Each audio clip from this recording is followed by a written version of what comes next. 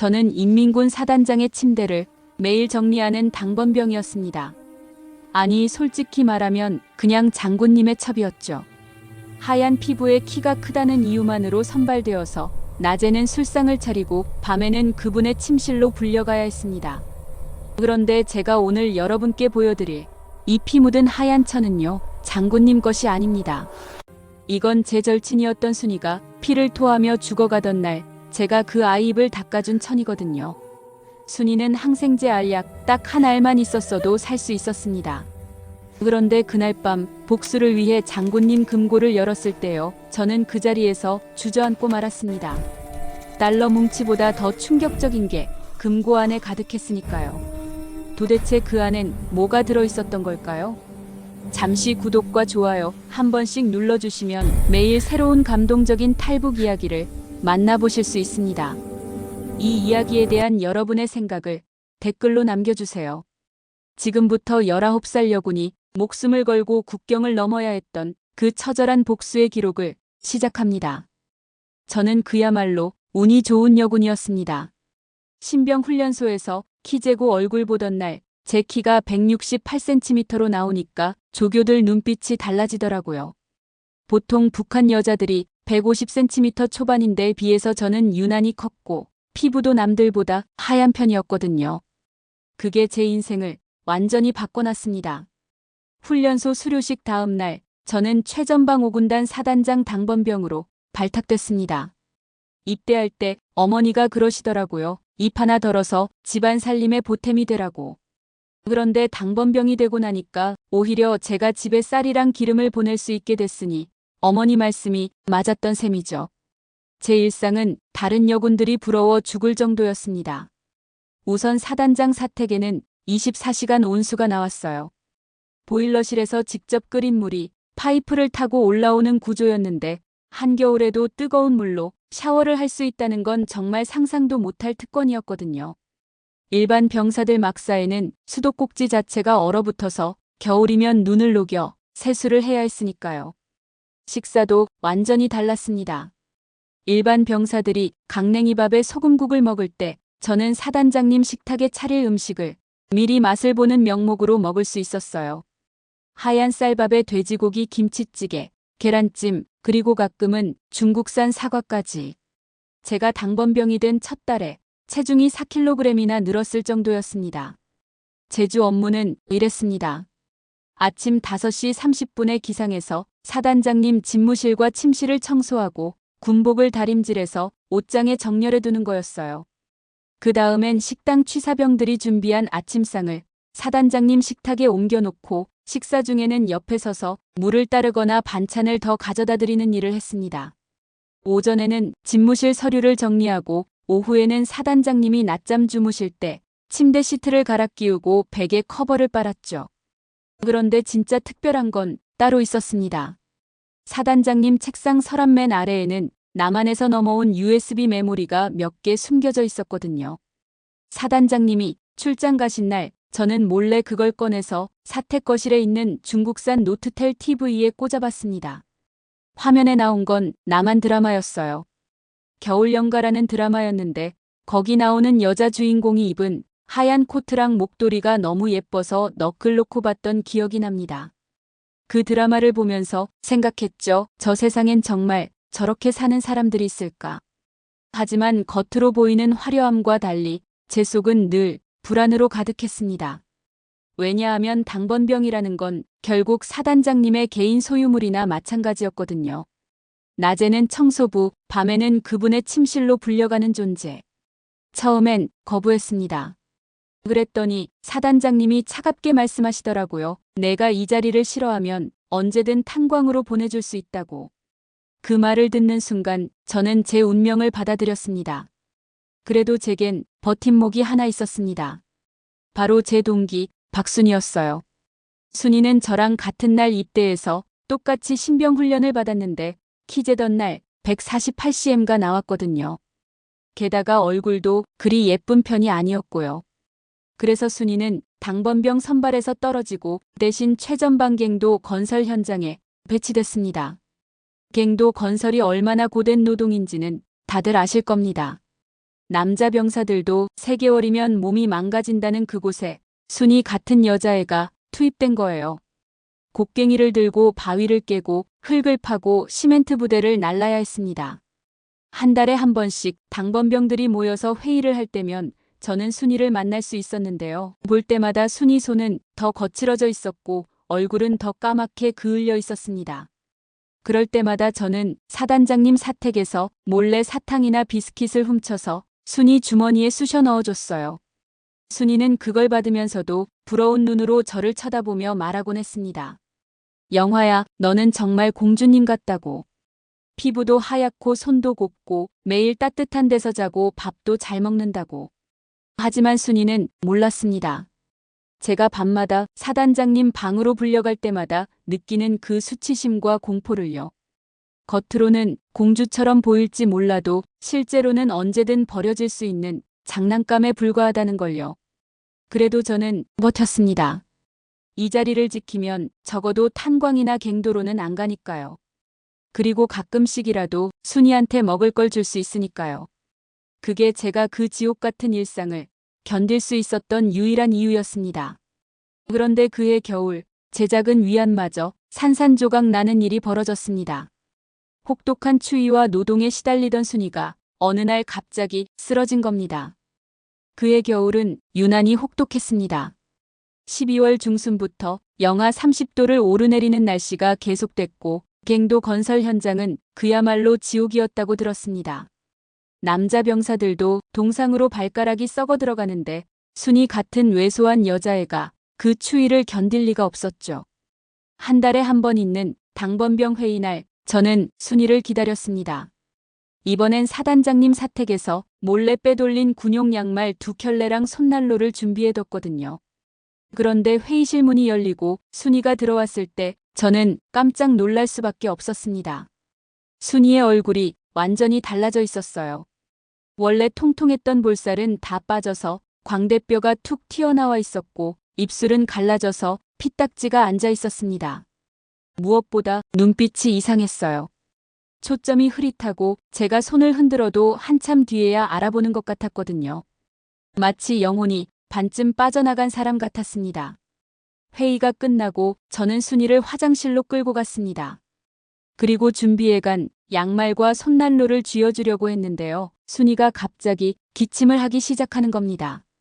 콜록콜록하는 정도가 아니라 목구멍에서 뭔가 걸린 듯이 깊고 거친 기침이었어요. 그러더니 손으로 입을 막는데 손가락 사이로 빨간 액체가 비쳐 보이는 거예요. 그 순간 제 등골이 서늘해졌습니다. 북한에서 피를 토한다는 건 폐병 아니면 폐렴이라는 뜻이었고 둘 다 약 없이는 죽음을 의미했거든요. 저는 순이의 어깨를 붙잡고 물어봤습니다. 의무대에는 갔냐고, 군의관한테 진찰은 받았냐고. 순이는 고개를 끄덕였습니다. 군의관이 청진기를 대보더니 폐렴 증상이 맞다고 했대요. 그러면서 항생제, 그러니까 마이신이라는 주사를 한 대만 맞으면 금방 낫는다고 했답니다. 문제는 부대 의무대에 그 약이 없다는 거였어요. 공화국 전체에 약이 부족해서 최전방갱도 건설 현장 같은 데는 빨간 약하고 소염제밖에 배급이 안 된다고 하더래요. 저는 그 이야기를 듣는 순간 가슴속에서 뭔가 쿵 하고 내려앉는 느낌을 받았습니다. 순이가 죽을 수도 있다는 생각이 처음으로 현실적으로 다가왔거든요. 그동안 순이는 제게 유일한 동기이자 친구였어요. 이 미친 군대 생활에서 제 편이라고 할 수 있는 건 순이밖에 없었는데 그 아이가 약 한 알 때문에 죽어간다는 게 말이 됩니까? 저는 그날 밤 사단장님께 빌기로 결심했습니다. 장군님은 권력자이고 그분이 마음먹으면 약 한 통쯤은 구할 수 있을 거라고 생각했거든요. 게다가 저는 그분의 당번병이잖아요. 밤마다 그분 침실까지 들어가는 사이인데 친구 하나 살리는 부탁 정도는 들어줄 수도 있지 않겠냐는 기대를 품었습니다. 그날 밤 사단장님이 평소보다 일찍 사택으로 돌아오셨습니다. 저는 술상을 차리고 옆에서 잔을 따르면서 조심스럽게 말을 꺼냈습니다. 제 동기가 많이 아프다고, 폐렴인데 약만 있으면 살 수 있다고, 부디 도와달라고. 그런데 사단장님의 반응은 제 예상과 완전히 달랐습니다. 그분은 술잔을 탁 소리 나게 내려놓더니 귀찮다는 듯이 손을 휘저으며 말하기 시작했어요. 지금 공화국 전체가 경제난으로 난리인데 항생제가 어디 있겠냐고, 평양 간부 자식들도 약 구하려고 난리인 판국에 일개 여군 때문에 자기가 왜 신경을 써야 하냐고. 그러면서 저를 차갑게 쳐다보는 겁니다. 그 눈빛이 지금도 잊혀지지 않는데요. 마치 귀찮은 파리를 보듯이 저를 내려다보시더라고요. 그리고는 한마디 더 보태셨습니다. 죽을 운명이면 어차피 죽는다고, 그게 자연의 섭리라고. 저는 그 순간 제 입술을 깨물어야 했습니다. 울음이 터져나올 것 같았거든요. 하지만 울 수가 없었어요. 만약 제가 지금 눈물을 보이거나 대들기라도 하면 장군님 기분을 상하게 해서 저까지 갱도로 쫓겨날 게 뻔했으니까요. 그래서 저는 그냥 고개를 숙이고 다시는 그 말을 꺼내지 않았습니다. 하지만 그날 밤부터 뭔가 달라지기 시작했습니다. 사단장님을 보는 제 시선이 변한 거예요. 전에는 그저 무섭고 권위 있는 상관이었다면 그날 이후로는 뭔가 역겹고 차가운 존재로 느껴지기 시작했습니다. 술상을 차릴 때도, 침실로 불려갈 때도 예전처럼 체념하며 따르는 게 아니라 속으로 이를 갈며 견디는 시간들이 됐어요. 며칠 뒤 순이의 상태가 더 나빠졌다는 소식을 들었습니다. 이제는 걷지도 못하고 막사 침대에 누워만 있대요. 기침할 때마다 피를 토하고 열이 40도까지 올라가서 헛소리를 한다고 했습니다. 무대에서는 어차피 살 가망이 없다며 그냥 방치하고 있었고요. 저는 미칠 것 같았습니다. 약 한 통, 고작 주사 한 대면 살 수 있는 아이가 눈앞에서 죽어가는데 제가 할 수 있는 게 아무것도 없다는 게 너무 괴로웠어요. 밤마다 사단장님 침실로 불려가는 시간이 지옥 같았습니다. 그분의 손길을 견디면서도 머릿속으로는 계속 순이 생각만 났거든요. 그러던 어느 날 밤 저는 사단장님 집무실을 청소하다가 우연히 이상한 걸 발견했습니다. 책상 서랍 안쪽에 작은 열쇠 하나가 테이프로 붙어 있는 거예요. 그 열쇠를 보는 순간 직감이 왔습니다. 저건 뭔가 중요한 걸 숨겨놓은 금고 열쇠구나. 하지만 그때는 금고가 어디 있는지 몰랐고 뭐가 들어있는지도 몰랐습니다. 다만 한 가지는 확실했어요. 저 사람이 숨기는 건 분명 뭔가 특별한 거고 어쩌면 그 안에 순이를 살릴 실마리가 있을지도 모른다는 생각. 그 생각이 제 머릿속에 씨앗처럼 박혔습니다. 결국 제가 가장 두려워하던 일이 일어났습니다. 순이가 죽었다는 소식을 들은 건 한밤중이었어요. 갱도 현장 담당 부관이 사단장님께 보고하러 왔는데 저는 옆방에서 그 이야기를 다 들었습니다. 여군 한 명이 폐렴으로 사망했다고, 시신은 내일 아침 공동묘지에 묻을 예정이라고. 그 말을 듣는 순간 제 다리에서 힘이 쭉 빠졌습니다. 벽에 기대지 않았으면 그 자리에 주저앉았을 거예요. 머릿속이 하얘지면서 아무 생각도 나지 않았거든요. 순이가 죽었다는 게 현실로 받아들여지지 않았습니다. 다음 날 새벽 저는 허락도 받지 않고 갱도 현장 막사로 달려갔습니다. 순이를 마지막으로 보고 싶었어요. 막사 안에 들어갔을 때 순이는 침대 위에 누워 있었습니다. 얇은 이불 하나만 덮인 채로요. 얼굴은 밀랍처럼 하얗게 굳어 있었고 입술 주변엔 마른 피가 그대로 남아 있었습니다. 저는 떨리는 손으로 순이의 얼굴을 닦아주기 시작했습니다. 제가 평소에 생리대 대용으로 쓰던 하얀 광목천을 물에 적셔서요. 북한 여군들은 생리대가 없으니까 대부분 헝겊을 잘라서 빨아 쓰거든요. 저도 그렇게 쓰던 천이 몇 장 있었는데 그 중에서 제일 깨끗한 걸 가져갔습니다.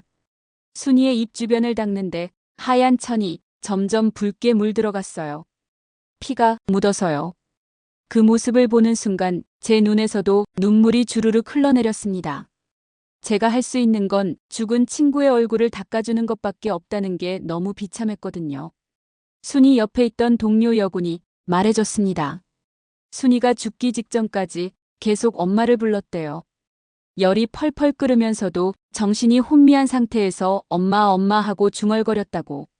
그러다가 마지막 숨을 내쉴 때는 엄마라는 말도 제대로 못하고 입술만 달싹거리다가 눈을 감았답니다. 그 이야기를 듣는데 가슴이 찢어지는 것 같았습니다. 순이 부모님은 함경북도 산골 마을에 계신다고 들었어요. 지금쯤 딸이 죽었다는 소식도 모르고 계실 겁니다. 어쩌면 영영 모를 수도 있고요. 북한에서는 군대에서 죽으면 그냥 묻히고 끝이니까요. 유골조차 집에 보내주지 않습니다. 저는 피 묻은 하얀 천을 고이 접어서 품속에 넣었습니다. 이게 순이를 기억할 수 있는 유일한 유품이라는 생각이 들었거든요. 언젠가 제가 이 지옥 같은 곳을 벗어날 수 있다면 이 천을 가지고 나가서 순이를 위해 기도라도 하고 싶었습니다. 그런데 놀라운 일은 그 다음 날 일어났습니다. 순이가 죽은 바로 다음 날 사단장님이 갑자기 비상집합을 걸었어요. 전체 병력을 운동장에 모아놓고는 특별작전 지시를 내리는 겁니다. 그 내용이 바로 대북전단 수거 작전이었어요. 남한에서 풍선으로 날려보낸 전단지들이 최근 들어 최전방 지역에 많이 떨어지고 있다는 겁니다. 그 전단지들 중에는 $1짜리 지폐도 섞여 있고 남한 약품이나 라면 같은 것도 있다고 했어요. 당에서는 이걸 전부 회수해서 없애라는 명령을 내렸답니다. 하지만 이상한 건 회수 방식이었습니다. 보통은 그냥 주워서 태워버리면 되는데 사단장님은 병사들에게 명령했어요. 지폐는 한 장도 빠뜨리지 말고 모두 가져오라고, 약품도 마찬가지로 전부 수거하라고. 그걸 당 조직부에 바쳐야 한다면서요. 병사들은 사흘 동안 철책선 근처를 샅샅이 뒤졌습니다. 지뢰밭 사이사이를 기어가면서까지 전단지를 주웠어요. 그 과정에서 한 병사가 지뢰를 밟아서 다리를 잃기도 했습니다. 하지만 사단장님은 아랑곳하지 않고 계속 수거를 독촉했죠. 사흘 뒤 병사들이 모아온 물품들이 사단장님 집무실 앞에 쌓였습니다. 저는 당번병이었기 때문에 그걸 정리하는 일을 도왔는데요. 제 눈을 의심할 수밖에 없었습니다. $1짜리 지폐가 수백 장은 좋게 됐고 남한에서 만든 약품 상자들도 꽤 많았거든요. 특히 항생제 박스가 눈에 띄었어요. 파란색 포장지에 한글로 페니실린이라고 적힌 약이었습니다. 그 순간 제 머릿속에서 뭔가가 번쩍했습니다. 저 항생제면 순이를 살릴 수 있었을 텐데. 저 약이 단 일주일만 일찍 왔어도 내 친구는 죽지 않았을 텐데. 가슴속에서 뜨거운 뭔가가 치밀어 올랐지만 저는 꼭 참아야 했습니다. 그리고 그날 저녁 저는 결정적인 장면을 목격했습니다. 사단장님이 수거된 물품들을 집무실로 옮기는 걸 지켜보고 있었는데요. 모두 옮긴 뒤에 집무실 문을 잠그는 겁니다. 안에서 무슨 일을 하는지 궁금해서 저는 창문 틈으로 살짝 들여다봤어요. 사단장님은 $1 지폐들을 한 장씩 펼쳐서 세고 있었습니다. 입가에는 미소가 번지고 있었고요. 약품 상자들도 하나하나 확인하면서 고개를 끄덕이더라고요. 마치 보물을 발견한 사람처럼요. 그 표정이 너무나 생생해서 지금도 눈을 감으면 그 장면이 떠오릅니다. 당에 바친다고 했던 그 물건들을 사단장님이 혼자 챙기고 있었던 겁니다. 순이가 그토록 필요로 했던 약을, 지뢰밭에서 병사들이 목숨 걸고 주워온 약을 장군님은 자기 금고에 넣으려고 했던 거예요. 그 순간 저는 확신했습니다. 이 사람은 거짓말쟁이고 도둑이고 살인자라는 걸요. 순이를 살릴 수 있는 약이 분명 어딘가에 있었을 텐데 그저 귀찮다는 이유로 혹은 자기가 챙기려는 욕심 때문에 내 친구를 죽게 내버려뒀던 겁니다. 품속에 넣어둔 피 묻은 하얀 천이 느껴졌습니다. 그때부터 제 머릿속에는 한 가지 생각밖에 남지 않았어요. 복수. 저 인간에게 반드시 대가를 치르게 하겠다는 다짐. 그리고 그 시작은 저 금고를 여는 것이라는 확신. 그날 이후로 저는 완전히 다른 사람이 됐습니다. 겉으로는 여전히 고분고분한 당번병이었지만 속으로는 복수를 계획하는 사람이었죠. 매일 사단장님 집무실을 청소하면서 저는 금고의 위치를 찾기 시작했습니다. 일주일쯤 지났을 때 드디어 발견했어요. 집무실 벽에 걸린 김일성 초상화 뒤에 작은 금고가 숨겨져 있었습니다. 사단장님이 가끔 초상화를 살짝 밀치고 뭔가를 꺼내는 걸 본 적이 있었는데 그게 바로 금고였던 겁니다. 전자식 비밀번호 금고였어요. 문제는 비밀번호였습니다. 4자리 숫자일 텐데 그걸 어떻게 알아내나. 저는 며칠 동안 사단장님을 관찰했습니다. 혹시 메모라도 해놓지 않았을까 싶어서 서랍이란 서랍은 다 뒤졌고 수첩도 몰래 들춰봤지만 아무것도 없었어요. 그런데 어느 날 밤 실마리를 찾았습니다. 사단장님이 술에 취해서 중얼거리는 걸 들었거든요. 자기 아들 생일이 며칠 남지 않았다고, 올해로 벌써 15이라고. 그 말을 듣는 순간 번쩍 떠올랐어요. 혹시 비밀번호가 아들 생일이 아닐까? 저는 기회를 노렸습니다. 사단장님이 평소보다 술을 많이 드시는 날을 기다렸어요. 그리고 드디어 그날이 왔습니다. 상급부대에서 시찰이 왔던 날이었는데 사단장님이 손님들과 밤늦게까지 술을 마셨거든요. 새벽 2시쯤 되니까 완전히 골아떨어지셨어요. 코를 골면서 침대에 쓰러져 계셨습니다. 저는 조심스럽게 침실을 나와서 집무실로 갔습니다. 심장이 미친 듯이 뛰었어요. 들키면 죽는다는 걸 알고 있었지만 그래도 해야 했습니다. 순이의 피 묻은 천이 품속에 있었거든요. 그게 저한테는 마치 부적 같았어요. 이걸 위해서라도 반드시 해내야 한다고 스스로를 다독였습니다. 김일성 초상화를 조심스럽게 밀어냈습니다.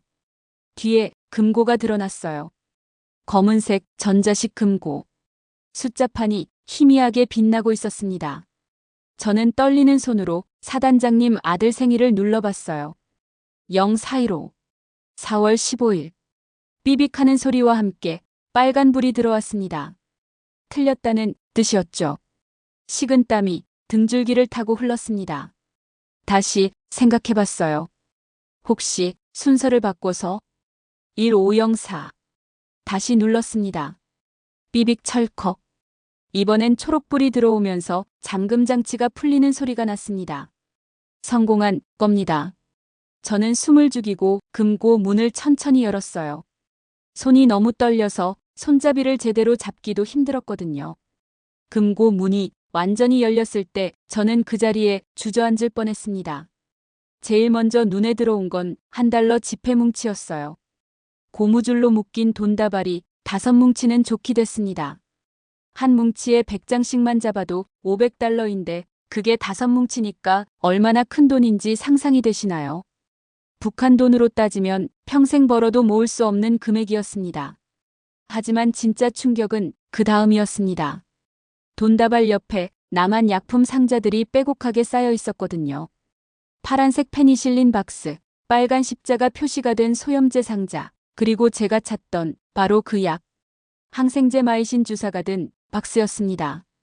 저는 그 약 상자를 꺼내서 열어봤어요. 안에는 유리병에 든 주사약이 10병은 들어있었습니다. 겉에 붙은 라벨을 보니까 유통기한이 아직 6개월이나 남아있었어요. 멀쩡한 약이었습니다. 순이를 살릴 수 있었던 바로 그 약이. 그 순간 머릿속에서 뭔가가 뚝 끊어지는 소리가 났습니다. 화가 난다는 말로는 부족했어요. 분노보다 더 깊은 뭐라고 표현할 수 없는 감정이 온몸을 휘감았습니다. 손이 부들부들 떨렸고 이를 악물지 않으면 비명을 지를 것 같았거든요. 순이가 막사 침대에서 피를 토하며 엄마를 부르던 그 순간 이 약은 여기 금고 안에서 썩어가고 있었던 겁니다. 순이가 마지막 숨을 거두던 그 시간에도 이 약은 여기 있었어요. 단 한 병, 고작 주사 한 대면 살릴 수 있었는데 장군은 약이 없다고 거짓말을 했습니다. 공화국 전체에 약이 말랐다고 평양 간부 자식들도 구하기 힘들다고 말했죠. 하지만 전부 거짓이었어요. 약은 있었습니다. 여기 이 금고 안에 가득 있었던 겁니다. 다만 그 약들이 일반 병사들한테 가는 게 아니라 장군 개인의 비상약으로 혹은 나중에 장마당에 팔아서 돈을 벌 목적으로 여기 쌓여 있었던 거죠. 저는 돈보다 먼저 항생제 상자를 집어들었습니다. 그리고 미친 사람처럼 제가 가져온 가방에 쑤셔 넣기 시작했어요. 마이신 박스, 페니실린 박스, 소염제, 해열제. 가방에 들어갈 수 있는 만큼 전부 집어넣었습니다. 약을 다 넣고 나니까 가방이 터질 듯이 무거워졌습니다. 그제야 정신을 차리고 돈다발도 몇 개 집어넣었어요. 탈북 자금으로 쓸 생각이었습니다. 그렇습니다. 저는 그 순간 결심했어요. 이 지옥 같은 곳에서 벗어나겠다고. 그리고 이 약들을 가지고 나가서 순이 같은 사람이 더 이상 죽지 않는 세상에 가겠다고. 가방을 매는데 갑자기 복도에서 발소리가 들렸습니다. 심장이 철렁 내려앉았어요. 혹시 사단장님이 깬 건가? 아니면 순찰 도는 경비병인가? 저는 재빨리 금고 문을 닫고 초상화를 제자리에 놓았습니다. 그리고 가방을 들고 창문 쪽으로 달려갔어요. 집무실 창문은 1층이었습니다. 저는 창문 잠금 장치를 풀고 조심스럽게 밖으로 몸을 빼냈어요. 차가운 새벽 공기가 얼굴을 때렸습니다. 밖은 아직 어두웠고 주변은 조용했습니다. 저는 사택 뒤편 숲으로 뛰어갔습니다. 가방이 너무 무거워서 어깨가 빠질 것 같았지만 멈출 수가 없었어요. 뒤돌아보니 사택 2층 침실에 불이 켜졌습니다. 사단장님이 깬 겁니다. 곧 제가 없다는 걸 알아챌 거예요. 그럼 비상벨이 울리고 추격이 시작될 겁니다. 하지만 저는 이미 각오했습니다. 이제 돌아갈 곳은 없어요. 앞으로 나아가는 것밖에는. 두만강을 건너 중국으로, 그리고 언젠가는 남한으로. 순이가 가보지 못한 그 자유로운 세상으로. 품속에서 피 묻은 하얀 천이 느껴졌습니다. 저는 그 천을 꽉 움켜쥐고 어둠 속으로 뛰기 시작했습니다. 사택 뒤편 숲으로 뛰어든 순간 제 등 뒤에서 비상벨이 울리기 시작했습니다. 삐 하는 날카로운 사이렌 소리가 새벽 공기를 찢었어요. 사단장님이 깬 겁니다. 제가 없어진 걸 알아챈 거죠. 심장이 목구멍까지 치솟는 것 같았지만 멈출 수가 없었습니다. 가방이 너무 무거웠어요. 약 상자들과 달러 뭉치 때문에 어깨끈이 살을 파고드는 것 같았거든요. 하지만 이걸 버릴 수는 없었습니다. 이건 단순한 도난품이 아니라 순이의 복수였고 제 탈출 자금이었으니까요. 숲속을 달리는데 발밑에서 나뭇가지가 부러지는 소리가 계속 났습니다. 10년을 신어서 밑창이 다 달아빠진 돼지가죽 군화였거든요. 북한 군인들이 신는 그 군화는 원래 소가죽으로 만들어야 하는데 자재가 부족하니까 돼지가죽으로 대체한 겁니다. 문제는 돼지가죽은 금방 삭는다는 거예요. 제 군화도 뒤축이 반쯤 떨어져 나가서 뛸 때마다 발목이 꺾이면서 통증이 밀려왔습니다. 그래도 달렸습니다. 뒤에서 고함 소리가 들려왔거든요. 사단 경비대가 출동한 모양이었어요. 탐조등 불빛이 숲을 훅기 시작했습니다. 저는 본능적으로 몸을 낮추고 나무 뒤에 숨었는데요. 그 순간 제 머릿속에서 지난 3년간 제가 청소하며 외웠던 사단 지형도가 떠올랐습니다. 사단장님 집무실 벽에는 커다란 지형도가 걸려 있었어요. 저는 청소하면서 무심코 그걸 매일 봤는데 어느 순간부터인가 머릿속에 다 외워지더라고요. CCTV가 설치된 위치, 경비병들이 순찰 도는 루트, 철책선의 빈틈, 심지어 지뢰가 매설된 구역까지. 장군님을 위해 외웠던 그 정보들이 지금 저를 살리는 무기가 된 겁니다. 저는 서쪽으로 방향을 틀었습니다. 기억이 맞다면 서쪽 200m 지점에 배수로가 있었거든요. 빗물을 흘려보내기 위해 만든 콘크리트관인데 사람 한 명이 기어갈 만한 크기였어요. CCTV 사각지대이기도 했고요. 숨을 헐떡이며 달렸습니다. 가방 무게 때문에 어깨가 빠질 것 같았고 군화 안에서 발가락이 짓눌려서 피가 배어나오는 게 느껴졌지만 아픔을 느낄 겨를이 없었습니다. 지금 잡히면 총살당한다는 공포가 모든 통증을 무시하게 만들었거든요. 배수로를 찾았습니다. 지름 80cm 정도 되는 시멘트 파이프가 땅속으로 이어져 있었어요. 저는 가방을 먼저 밀어넣고 제 몸을 그 좁은 구멍 속으로 밀어넣었습니다. 어깨가 파이프 벽에 긁혔고 무릎이 바닥에 자갈에 찍혔지만 개의치 않았어요. 파이프 안은 완전한 어둠이었습니다. 손을 뻗어도 아무것도 보이지 않았어요. 하수구 냄새와 썩은 물 냄새가 코를 찔렀지만 이게 지금은 제일 안전한 곳이었습니다. 저는 기어가기 시작했어요. 한 손으로는 가방을 밀고 다른 손과 무릎으로 몸을 끌었습니다. 얼마나 기었을까요? 손목시계를 볼 수 없으니 시간 감각이 없었지만 아마 30분은 좋게 됐을 겁니다. 팔꿈치 피부가 벗겨지는 게 느껴졌고 무릎에서는 따뜻한 액체가 흘러내렸어요. 피었죠. 하지만 멈출 수 없었습니다. 드디어 파이프 끝이 보였습니다. 희미한 새벽빛이 출구에서 새어 들어오고 있었거든요. 저는 마지막 힘을 다해 기어 나왔습니다. 밖으로 나오니 제가 사단 경계선 밖에 있다는 걸 알았어요. 여기서부터는 민간인 구역이었습니다. 하지만 안심할 수 없었습니다. 보위부에 제 탈영 사실이 보고됐을 테고 곧 수배령이 떨어질 겁니다. 제 얼굴이 찍힌 사진이 국경 검문소마다 붙을 거예요. 그 전에 두만강을 건너야 했습니다. 저는 산속으로 들어갔습니다. 사람들 눈에 띄지 않으려면 큰 길을 피해야 했거든요. 산길은 험했어요. 가시덤불이 옷을 찢었고 돌부리에 발을 헛디뎌 넘어지기도 했습니다. 넘어질 때마다 가방부터 챙겼어요. 이 가방 안의 약들이 저한테는 순이와의 마지막 약속이었으니까요. 해가 떴습니다. 동쪽 하늘이 붉게 물들기 시작했어요. 낮이 되면 숨을 곳이 없습니다. 저는 동굴을 찾기 시작했습니다. 산속을 헤매다가 작은 바위 틈을 발견했는데 사람 한 명이 겨우 들어갈 만한 공간이었어요. 저는 그 안으로 몸을 밀어넣고 가방을 끌어안았습니다. 그제야 몸에서 힘이 쭉 빠지면서 온몸이 떨리기 시작했어요. 추위 때문만은 아니었습니다. 지금 제가 저지른 일이 얼마나 큰 범죄인지 실감이 났거든요. 저는 인민군 사단장의 금고를 털었습니다. 국가재산을 훔쳤고 탈영했어요. 이건 총살감입니다.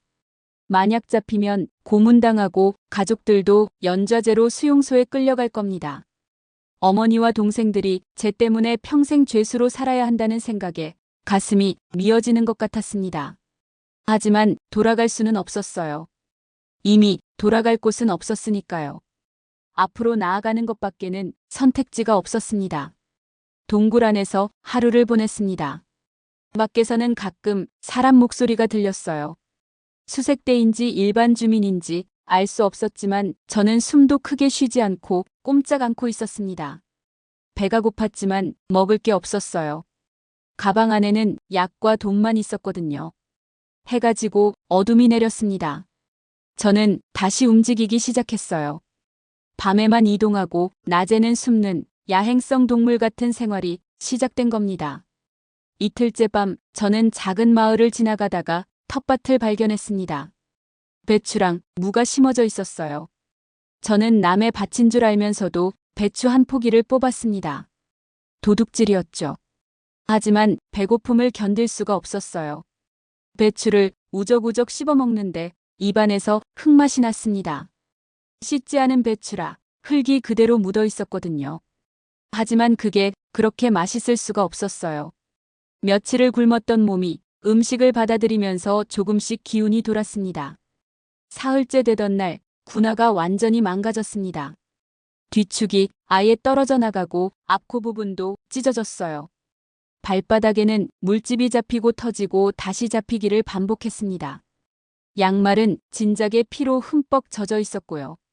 하지만 계속 걸어야 했습니다.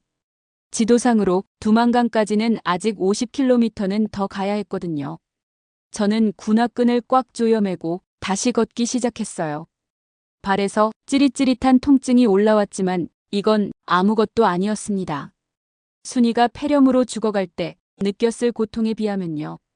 나흘째 밤 검문소를 만났습니다. 국경 지역으로 갈수록 검문이 삼엄해진다는 건 알고 있었어요. 저는 길을 우회해서 산으로 올라갔습니다. 하지만 그게 실수였어요. 산속 어둠 속에서 발을 헛디뎠습니다. 경사진 바위를 밟았는데 이끼가 끼어서 미끄러운 거예요. 저는 그대로 굴러떨어졌습니다. 몸이 바위에 부딪히고 나뭇가지에 긁히고 가시덤불을 뚫고 떨어졌어요. 결국 경사 아래 바닥에 떨어졌을 때 온몸이 쑤셨습니다. 특히 왼쪽 팔꿈치가 이상했어요.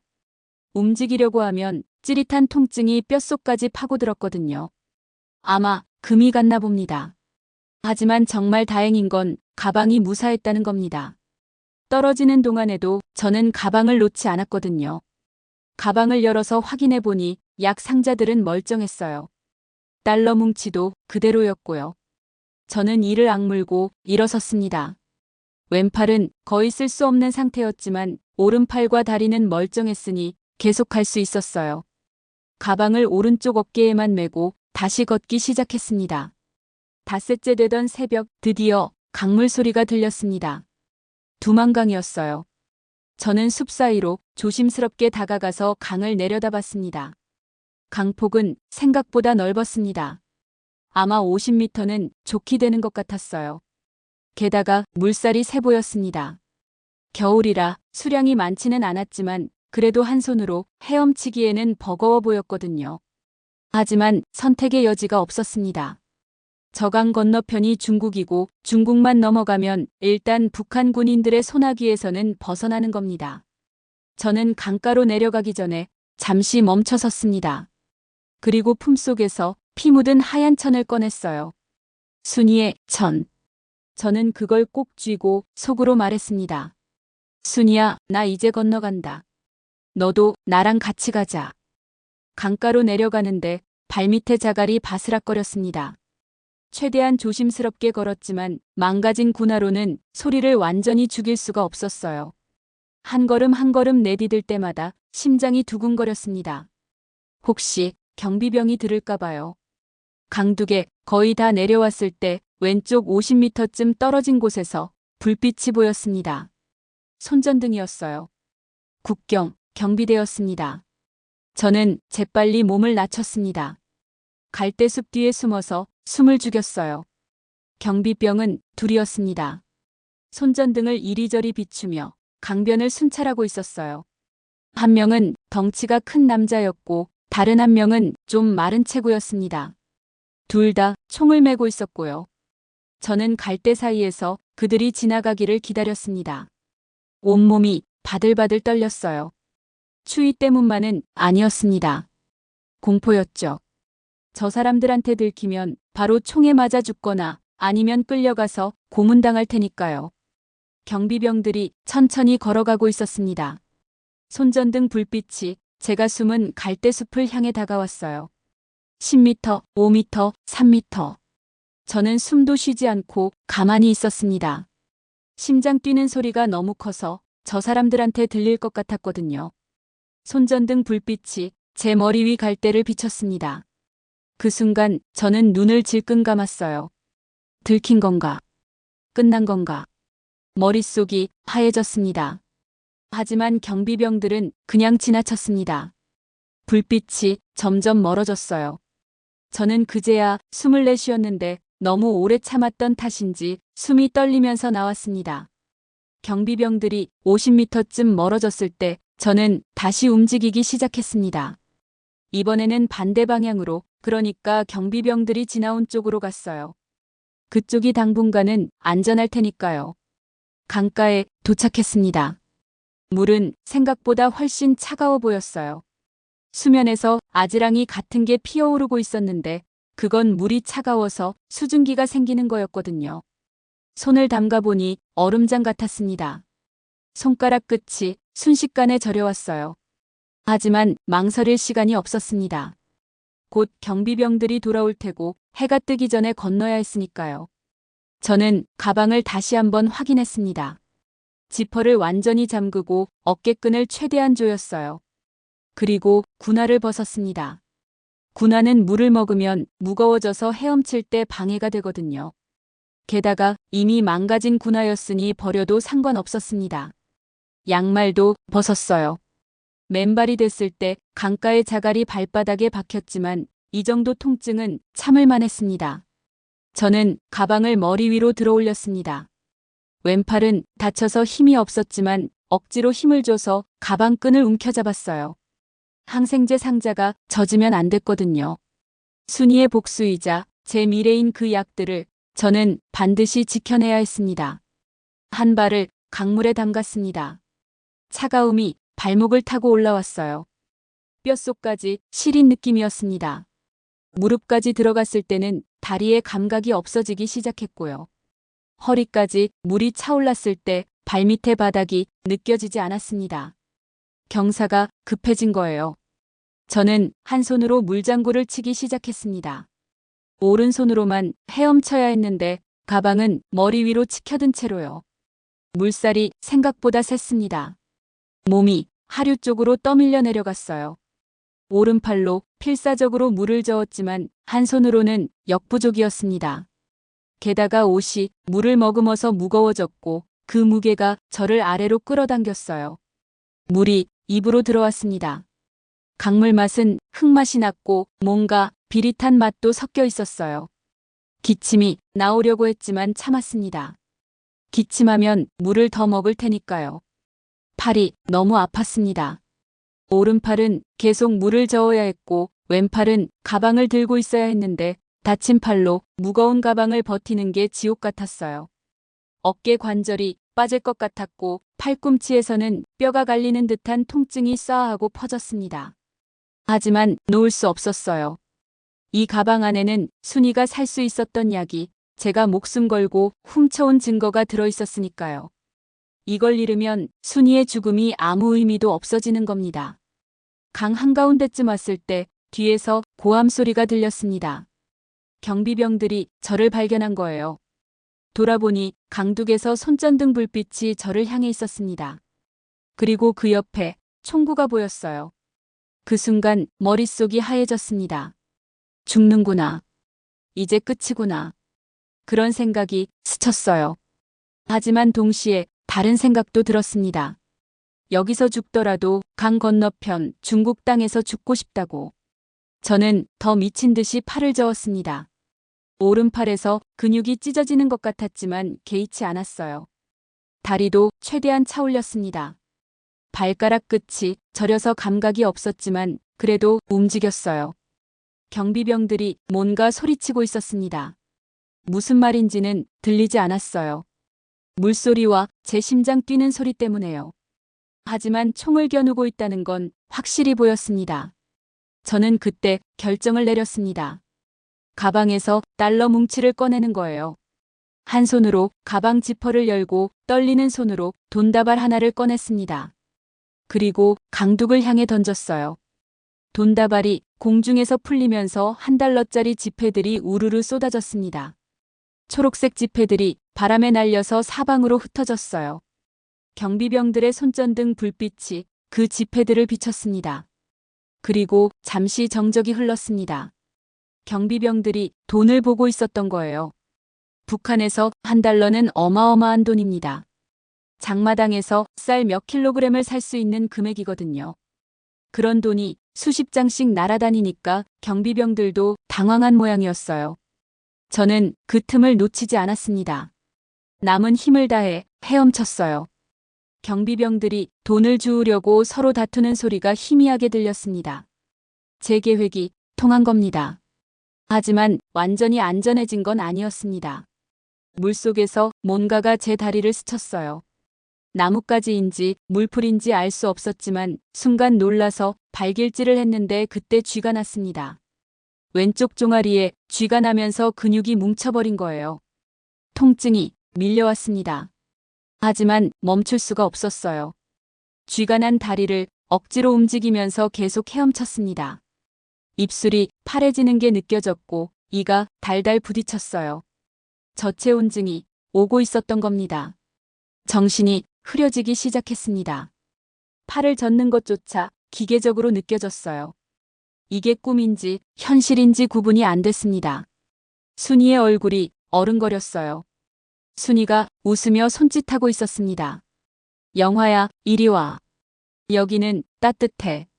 아니야. 저건 환영이야. 저는 고개를 세차게 흔들었습니다. 정신을 차려야 해. 여기서 죽으면 안 돼. 순이 복수도 못하고 죽으면 안 된다고. 그때 발밑에 뭔가 닿았습니다. 바닥이었어요. 강바닥에 발이 닿은 겁니다. 저는 비틀거리며 일어섰습니다. 허리까지 차 있던 물이 무릎까지 낮아졌고 다시 발목까지 낮아졌어요. 중국이었습니다. 제가 중국 땅을 밟은 겁니다. 강 건너편을 돌아보니 경비병들이 아직도 돈을 줍느라 정신이 없었어요. 손전등 불빛이 바닥만 비추고 있었습니다. 저는 비틀거리며 강둑으로 올라갔습니다. 다리에 힘이 하나도 없었어요. 두어 걸음 걷다가 그대로 주저앉았습니다. 온몸이 얼음장처럼 차갑고 옷에서는 물이 뚝뚝 떨어졌어요. 하지만 가방은 무사했습니다. 저는 떨리는 손으로 가방을 열어서 확인했어요. 항생제 상자들이 모였습니다. 조금 젖었지만 약병들은 멀쩡했어요. 저는 그 약병 하나를 꺼내서 꼭 쥐었습니다. 순이야, 우리 해냈어. 나 이 약 지켜냈어. 이제 이 약이 필요한 사람들한테 가게 할 거야. 내가 받지 못한 치료를 다른 사람들은 받을 수 있게 만들 거야. 눈물이 났습니다. 차가운 강물과 섞여서 얼굴을 타고 흘렀어요. 슬픔인지 기쁨인지 분간이 안 됐습니다. 그냥 눈물이 멈추지 않았어요. 얼마나 그렇게 있었을까요?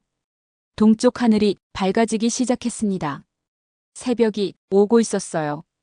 저는 일어나야 했습니다. 중국 땅이라고 해서 안전한 건 아니었거든요. 중국 공안한테 잡히면 북송당합니다. 북한으로 다시 보내지는 거예요. 저는 이를 악물고 일어섰습니다. 젖은 옷이 몸에 달라붙어서 무거웠지만 계속 가야 했어요. 가방을 메고 숲속으로 들어갔습니다. 맨발이었지만 개의치 않았어요. 발바닥에서 피가 났지만 그것조차 느껴지지 않았습니다. 한 가지만 생각했어요. 살아남아야 한다. 남한까지 가야 한다. 그래서 이 약들이 어떤 의미인지, 순이의 죽음이 얼마나 억울한 것이었는지 세상에 알려야 한다고. 저는 중국 땅 숲속으로 사라졌습니다. 뒤돌아보지 않았어요. 앞만 보고 걸었습니다. 해가 떠오르고 있었고 새로운 하루가 시작되고 있었습니다. 중국 땅에서의 삶은 북한과는 다른 종류의 지옥이었습니다. 북한에서는 총에 맞아 죽을까봐 두려웠다면 중국에서는 언제 잡혀서 북송당할지 모른다는 공포 속에서 살아야 했거든요. 강을 건넌 첫날, 저는 한 중국인 농가의 헛간에 숨었습니다. 새벽에 몰래 들어가서 건초더미 사이에 몸을 숨겼어요. 젖은 옷을 벗어서 짜고 가방 속 약들을 하나하나 꺼내서 말렸습니다. 다행히 약병들은 물이 새지 않는 플라스틱 용기에 들어있어서 괜찮았어요. 하루 종일 헛간에 숨어 있으면서 귀를 쫑긋 세웠습니다. 혹시 공안이 오는 소리가 들리지 않을까, 집주인이 헛간에 들어오지 않을까, 온갖 걱정이 머릿속을 맴돌았어요. 배는 고팠지만 밖으로 나갈 수 없었습니다. 낮에는 절대로 움직이면 안 됐거든요. 해가 지고 나서야 헛간을 나왔습니다. 온몸이 건초 때문에 가려웠고 목은 말라서 갈라질 것 같았어요. 마을 우물에서 물을 마시고 쓰레기통을 뒤져서 먹을 걸 찾았습니다. 중국 사람들이 버린 찐빵 부스러기를 주워 먹었는데요. 곰팡이가 조금 피어 있었지만 배고픔 앞에서는 그런 것도 사치였습니다. 그렇게 며칠을 떠돌았습니다. 낮에는 숲이나 버려진 건물에 숨고 밤에만 마을을 기웃거리며 먹을 걸 찾았어요. 거지나 다름없는 생활이었죠. 하지만 살아야 했습니다. 남한까지 가야 했으니까요. 일주일쯤 지났을 때 한 조선족 할머니를 만났습니다. 쓰레기통을 뒤지고 있던 저를 보시더니 조심스럽게 다가와서 혹시 북쪽에서 왔냐고 물으시더라고요. 저는 처음엔 부인했습니다. 들키면 신고당할까 봐요. 하지만 할머니는 알아보셨나 봐요. 제 말투나 옷차림을 보고 탈북자라는 걸 눈치챈 거죠. 할머니는 주변을 둘러보시더니 작은 목소리로 자기를 따라오라고 하시더라고요. 저는 망설였습니다. 믿어도 되는 건가? 혹시 함정은 아닐까? 하지만 선택의 여지가 없었어요. 이대로 거리를 떠돌다간 머지않아 공안한테 잡힐 테니까요. 저는 할머니를 따라갔습니다. 할머니 집은 마을 외곽의 낡은 평방이었어요. 방 하나짜리 작은 집이었는데 그래도 따뜻했습니다. 할머니는 제게 밥을 주셨습니다. 하얀 쌀밥에 김치찌개였는데 며칠 만에 먹는 따뜻한 밥이라 눈물이 날 뻔했어요. 할머니는 옆에 앉아서 제 사정을 물으셨습니다.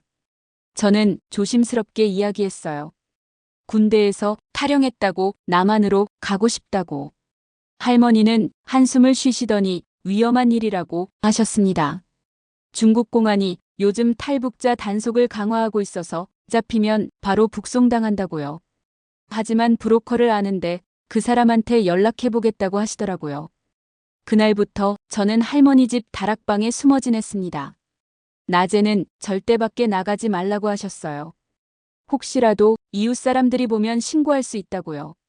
다락방은 좁고 답답했습니다. 천장이 낮아서 허리를 펴고 서 있을 수도 없었어요. 그 좁은 공간에서 일주일을 보냈습니다. 창문도 없어서 환기가 안 됐고 곰팡이 냄새가 진동했어요. 제 땀 냄새와 섞여서 숨쉬기도 힘들 정도였습니다. 밖에서 발소리만 들려도 심장이 멎을 것 같았어요. 공안이 온 건 아닐까, 할머니가 결국 신고한 건 아닐까, 온갖 의심과 불안이 저를 짓눌렀습니다. 밤이면 품속에 피 묻은 천을 꺼내서 쳐다봤습니다. 순이의 피가 묻은 그 천. 그걸 보면서 스스로를 다독였어요. 조금만 참자, 여기까지 왔는데 포기하면 안 된다고. 열흘째 되던 날 브로커가 왔습니다. 30대 중반쯤 돼 보이는 조선족 남자였는데 말투는 친절했지만 눈빛은 차갑더라고요. 돈 이야기부터 꺼냈습니다. 한국까지 보내주는데 3,000달러가 필요하다고요. 저는 가방에서 남은 달러 뭉치를 꺼냈습니다.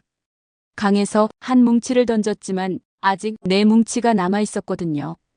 브로커가 돈을 세더니 고개를 끄덕였습니다. 이 정도면 충분하다고 하더라고요. 하지만 저는 그 사람을 완전히 믿을 수 없었습니다. 혹시 돈만 받고 저를 공안에 팔아넘기는 건 아닐까? 아니면 중간에 어딘가에 팔아버리는 건 아닐까?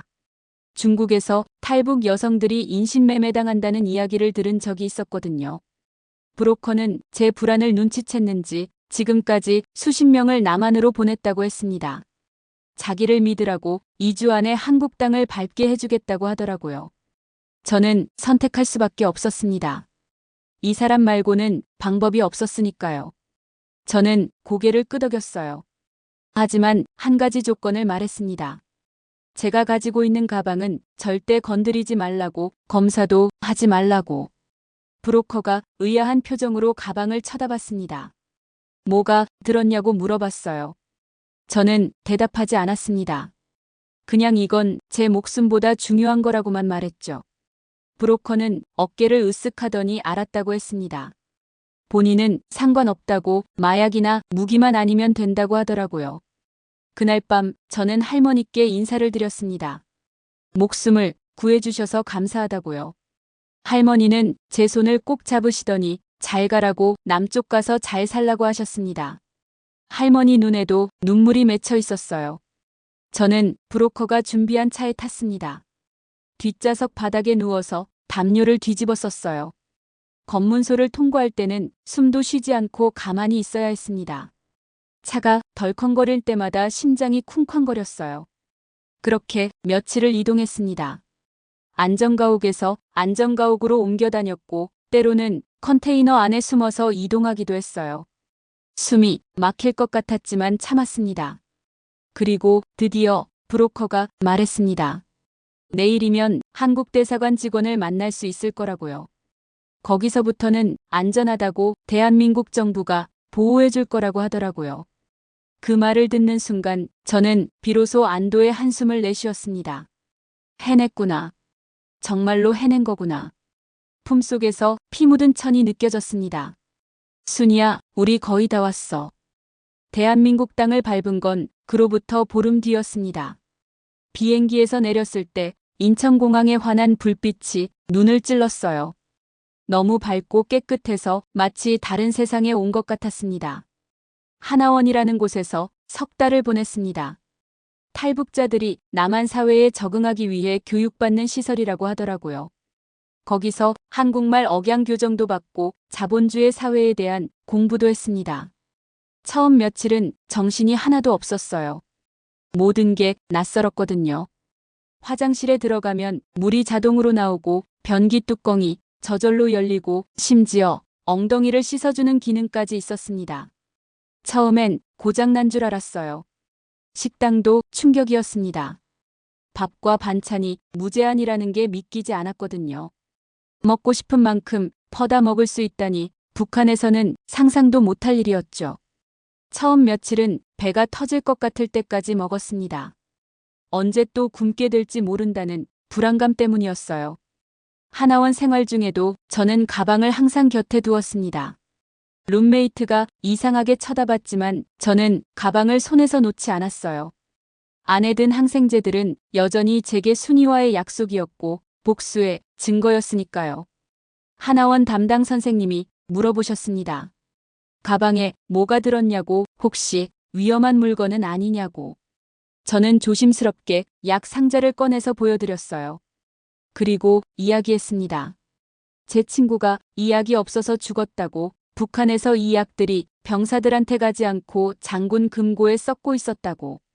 선생님은 안타까운 표정으로 제 이야기를 들어주셨어요. 그리고 한 가지를 알려주셨습니다. 이 약들은 한국에서는 흔한 약이라고, 약국에서 쉽게 살 수 있다고 하시더라고요. 그 말을 듣는 순간 뭔가가 가슴속에서 무너지는 느낌이었습니다. 흔한 약이라고요? 순이가 죽게 만든 그 약이? 저는 믿을 수가 없었어요. 하나원을 나온 첫날, 저는 제일 먼저 약국으로 달려갔습니다. 선생님이 알려준 대로 하나원 근처 약국이었어요. 유리문을 열고 들어가니 하얀 가운을 입은 약사가 웃으며 물어보더라고요. 무엇을 도와드릴까요? 라고. 저는 떨리는 목소리로 말했습니다. 항생제요, 마이신 있냐고요. 약사는 아무렇지도 않게 선반에서 약 상자를 꺼내서 제게 내밀었습니다. 그러면서 가격을 말하더라고요. 3,000원입니다. 그 말을 듣는 순간 저는 그 자리에서 주저앉고 말았습니다. 다리에서 힘이 쭉 빠지면서 바닥에 무릎이 닿았어요. 약사가 놀라서 괜찮냐고 물어봤지만 저는 대답할 수가 없었습니다. 3,000원. 고작 3,000원. 제 친구 목숨값이 고작 3,000원이었구나. 장군, 그게만도 못한 인간은 고작 3,000원짜리 약이 아까워서 사람을 죽게 내버려뒀구나. 그 생각이 머릿속을 휘저었습니다. 눈물이 쏟아졌습니다. 약국 바닥에 앉아서 저는 한참을 울었어요. 약사가 당황해서 물을 가져다 주고 어디 아프냐고 물어봤지만 저는 그냥 고개만 저었습니다. 아픈 게 아니라 너무 억울해서 울고 있다고는 말할 수 없었거든요. 그날 저녁 저는 제가 중국에서부터 지켜온 돼지 가죽 군화를 꺼냈습니다. 온갖 고생을 다하며 신고 다닌 그 군화. 밑창이 다 닳고 뒤축이 떨어진 그 군화를 들고 밖으로 나갔습니다. 쓰레기통 앞에 섰습니다. 그리고 그 군화를 힘껏 던져 넣었어요. 쿵 소리를 내며 군화가 쓰레기통 바닥에 떨어졌습니다. 이제 저는 이 낡은 신발을 신을 필요가 없었어요. 자유로운 대한민국에서는 새 신발을 살 수 있었으니까요. 그리고 며칠 뒤 저는 한강 근처 양지 바른 언덕을 찾았습니다. 거기서 작은 구덩이를 팠어요. 손으로 흙을 파냈는데 손톱 사이로 흙이 들어가고 손가락이 까졌지만 계속 팠습니다. 품속에서 피 묻은 하얀 천을 꺼냈습니다. 순이의 피가 묻은 그 천. 중국 땅을 건널 때도 브로커를 만날 때도 비행기를 탈 때도 제 곁을 지켰던 그 천을요. 저는 그 천을 조심스럽게 구덩이에 넣었습니다. 그리고 흙을 덮어주었어요. 흙을 한 줌씩 퍼서 천 위에 얹으면서 저는 속으로 말했습니다. 순이야, 이제 아프지 마. 여기는 약이 넘쳐나. 정말로 넘쳐나. 너 같은 아이들이 약 한 알 때문에 죽지 않는 곳이야. 내가 그토록 부러워했던 공주님의 나라, 여기가 바로 그곳이야. 눈물이 또 흘렀습니다. 하지만 이번엔 슬픔만은 아니었어요. 안도감도 섞여 있었거든요. 순이를, 그리고 제 과거를 이제 묻어줄 수 있다는 안도감. 하지만 완전히 잊을 수는 없었습니다. 장군의 그 잔혹한 금고를, 약 상자가 쌓여있던 그 광경을 저는 평생 기억할 겁니다. 그리고 그걸 잊지 않는 게 제가 순이한테 할 수 있는 마지막 일이라는 것도 알고 있었어요. 정착 생활은 생각보다 힘들었습니다. 한국이 자유로운 나라인 건 맞지만 그렇다고 천국은 아니었거든요. 저는 편의점에서 아르바이트를 시작했어요. 시급 9,000원을 받으며 밤새 카운터에 서 있었습니다. 손님들 중에는 친절한 사람도 있었지만 제 말투를 듣고 이상하게 쳐다보는 사람도 있었어요. 어떤 손님은 대놓고 북한에서 왔냐고 물어보기도 했습니다. 그럴 때마다 움츠러들었지만 참아야 했어요. 이게 제가 선택한 삶이니까요. 낮에는 검정고시 학원에 다녔습니다. 고등학교 졸업장이 없으면 할 수 있는 일이 제한적이라고 하더라고요. 학원에서 수학 문제를 풀 때면 머리가 깨질 것 같았지만 포기하지 않았습니다. 외로웠습니다. 밤마다 좁은 원룸에 혼자 앉아 있으면 문득문득 북에 두고 온 가족들이 떠올랐어요. 어머니는 잘 계실까? 동생들은 제 때문에 연좌제로 고생하고 있지 않을까? 죄책감이 밀려왔습니다. 하지만 동시에 알았어요. 제가 돌아갈 수는 없다는 걸요. 저는 이미 선택을 했고 그 선택의 대가로 자유를 얻었습니다. 완벽하지 않은 자유, 외롭고 힘든 자유지만 그래도 제가 원해서 얻은 자유였어요. 1년쯤 지났을 때 저는 작은 병원에서 간호조무사 일을 구했습니다. 검정고시에 합격하고 간호조무사 자격증을 따고 나서였어요. 병원에서 일하며 환자들을 돌보는데 문득 생각했습니다. 제가 북한에서 훔쳐온 그 항생제들은 결국 어떻게 됐을까? 하나원에서 담당 선생님한테 기증했거든요. 북한 관련 전시관에 보내거나 교육 자료로 쓴다고 하셨어요. 그 약들이 누군가에게 북한의 현실을 알리는 데 도움이 된다면 순이의 죽음도 조금은 의미가 있지 않을까. 그런 생각을 했습니다. 지금 저는 대한민국 국민 김영하로 살고 있습니다. 더 이상 장군의 첩이 아니에요. 아침에 일어나서 제가 원하는 옷을 입고 제가 먹고 싶은 음식을 사 먹고 제가 보고 싶은 드라마를 봅니다. 작은 것들이지만 이게 바로 자유라는 거잖아요. 가끔 양지바른 언덕을 찾아갑니다. 순이의 천을 묻은 그곳에요. 거기 앉아서 하늘을 보며 생각합니다. 순이야, 나 잘 살고 있어. 힘들지만 포기하지 않고 있어. 내가 보지 못한 이 세상을 내가 대신 열심히 살아볼게. 그리고 다짐합니다. 장군의 금고에 쌓여있던 그 약 상자들을 순이가 피를 토하며 죽어간 그날 밤을 저는 절대로 잊지 않겠다고요. 그게 제가 살아남은 이유이고 앞으로도 살아가야 할 이유니까요. 완벽하지 않습니다. 이 나라도 제 삶도요. 여전히 외롭고 때로는 차별받고 가족을 두고 온 죄책감에 시달립니다. 하지만 그럼에도 불구하고 저는 여기 있습니다. 제가 선택해서 온 이곳에서 자유롭게 숨쉬며 살아가고 있습니다. 그리고 그것만으로도 충분합니다. 순이가 꿈꿨던 삶을 제가 대신 살고 있으니까요.